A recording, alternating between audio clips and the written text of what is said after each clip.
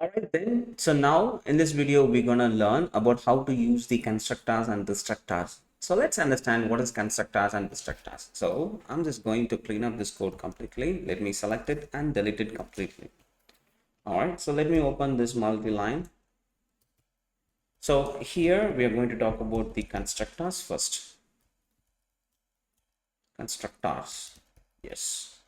So basically in C++, a constructor and a destructor are a special member functions associated with the class, right? They are automatically called when an object is being created and destroyed respectively. So now let's talk about the constructor. So constructor is a special member function with the same name as the class name. So constructor is nothing but it's a function which is a special member function. That's the important thing. A special member function with exactly the same name as the class name. That's the constructor, right? So whenever you want to use the constructor, so that function name should be exactly the same name as your class name. Then it's been automatically called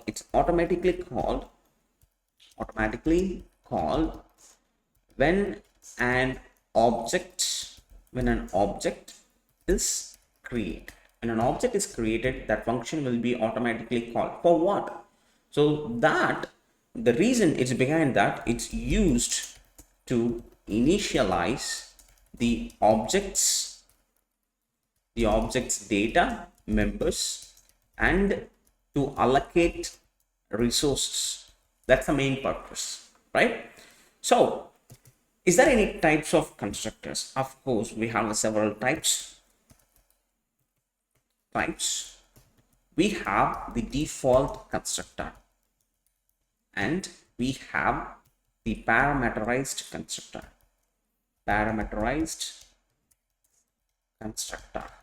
So let's talk about the default constructor first. So default constructor doesn't take any parameters, takes no parameters, and it's automatically called when an object is created without providing explicit values. It's automatically called when an object is created without providing an explicit value. So it doesn't take any explicit values inside that constructor. That's the default constructor. Whereas on the other hand, parameterized constructor takes parameters to initialize the object with specific values. That's the duty of the parameterized constructor. Then it allows customization. During object creation. So that's the advantage of having the parameterized constructor. So let's see the different examples to understand the default and the parameterized constructors. So here hash include IO string. Then I'm going to create a class called student. Open it, and here I'm going to keep the variables as the public and all the member functions, everything is going to be public, and I'm going to say using namespace std semicolon. And here let's say this is the place where we are going to create the default constructor. So so what's the main important thing of the constructors? The class name should be the function name should be the exact same name as your class name. So student. So for a default constructor, it doesn't take any parameter. So we are also not going to take any parameters. So inside this, we have several member functions, right? So we need to have several member functions. So first I need to create those member functions, member variables. So we are going to have the string name, and we are going to have the int age, semicolon. So on the default constructor, I'm going to supply for the name. Oops. For the name, we are going to supply a very specific string like unknown. I don't know that name of that person. Unknown. And for the age, I'm going to supply the value as 0. So that's how it's going to be for the default constructor, right? And for the parameterized constructor, this is the place where we are going to use the parameterized constructor. For the parameterized constructor, student, open it, and for this we are going to receive two different inputs to this parameterized constructor, which is going to be the string name. We can keep it as n. Then we are going to receive an int age, which is going to be a. Then we need to supply this to our members. So for the name, I'm going to supply the name which I'm receiving to that specific function, and for the age I'm going to supply the a as respectively. So please keep it in mind, data type should match by the time when you are sending and receiving it, right? Then open and close this, because I'm not going to do anything, I'm not going to do any specific customizations inside this. So add the semicolon at the end of your class, because that's what the place, that's the place where the class is being ended. Now the constructor, everything is being finished. Now what I need to do, all I have to do is to create a member function to display the student data. So here, this is the place where you're going to create it. So display the student data. So this is the place where we are going to create the member function. So I'm going to create a member function which is going to display the info about the student. So void display info, enter. Here, let's open the cout and let's give the student name. So this is the place where we are going to display the student name. So name, and after this I need to display, I need to move on to the next line. So after the end, in the next line, I'm going to display the age, and after this age, I need to display how many years. So 3 years, 4 years, something like that. So years, and I need to display the slash n at the end, semicolon. So save these changes. So that's all about these functions, and everything is being done. Now let's jump into the int main function, because that's the place where we need to create an instance for this, and we need to call. So this is the place where we are creating an instance for that class. So since we have two different constructor inside, for instance, let's say for the time being, I'm calling the student, I'm creating an object for the student, just the st1, without any parameters, or without, I'm not passing any inputs or anything. So what will happen? This default constructor will be triggered, and by default the name will be unknown and the age will be 0, because you're not passing any information about the student by the time when you're creating an instance. So this is what happens whenever you are creating an instance without any parameters, right? The object will be created and this default constructor will be triggered, and for the name member, unknown value will be assigned, and for the age, 0 will be assigned. Let's check it out. So here I'm just going to call st1 dot display info, semicolon, save the changes. Now, and at the end I need to return the 0. So if I run this code, it's been built successfully, and now it's showing us student name as unknown and the age is the years, 0 years, right? Which is, we can understand it, right? Because we are not passing any information about for the name and for the age as well. So that's the reason we are getting this, right? So let's go ahead and fix that issue, and let's see what we have to do. All right, so now all I have to do is to create one more object over here. Let's say student, and I'm going to create object as student2, st2. Then I need to supply the name. For the name, I'm going to supply it as retrieve, and I'm going to supply the age as 20, semicolon. And now I need to call the st2, and I need to call the display info, semicolon. Save the changes. Now if you run this function, you can see here the st1 object is acting different and st2 object is acting different. So both of the objects are accessing the student class, but when it comes to its own unique object, it's acting in a unique way, right? So that's the usage of having the multiple objects of a for a single class, right?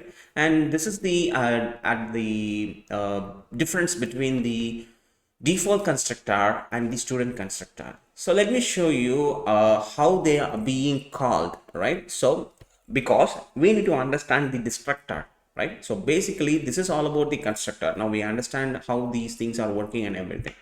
Now at this point we need to understand the destructor, right? So basically the destructor is a special member function which is exactly the same name as the class name, just like the same way as your constructor. So destructor is the special member functions as the same name function with the exact same name as the class name, right? That's the destructor, and it's automatically called by the time when the object is about to be destroyed. It's automatically called when an object is about to be destroyed. That's the destructor, right? It's used what's the main purpose of having the destructor? So why I need to destroy the object? Because by the time when we are creating an object, what's happening, the constructor, what is doing, it's initializing the object data members and allocating the resources, right? Which means it's creating the object members for a certain number of sizes, and it's allocating the resources which is needed for that. So we need to release all those allocated resources. It's used to release the resources. That's it. That's all the purpose of having the destructor. And since it's exactly the same name as your the class name, right, which is quite exactly the same way as your constructor, but what's the important thing is to define it as a constructor. So how the compiler can understand the difference between the constructor and the destructor? That's the most important question that we have in our mind, because both of them are having the same name as your class name. So how it's going to understand the difference? So you need to define the constructor by using this tilde character, tilde, tilde character, this tilde character used to define the destructor. All right, so let's see how to add this over here. So how we can see the result on the screen if it is destroying it? So the better way is to, like, before destroying an object, I'm gonna call the destructor. I'm gonna print a statement like the destructor is being called. So inside here, I'm gonna say cout. Let's say default constructor is called, or simply we can say default constructor call. Then let's say /n semicolon, right? Right after here, just like the same way, I'm gonna use the same cout statement, paste it, parameterized constructor. It's been called, parameterized constructor is called. So after this, I'm gonna have the destructor. So I'm gonna say use the tilde character student, open this is the destructor. It's being called when the default constructor, it's deleting the object of your default constructor. Okay, so I'm just going to use the same cout statement, default constructor called for this specific name, right? Save the changes. Now let's and let's see how it's looking.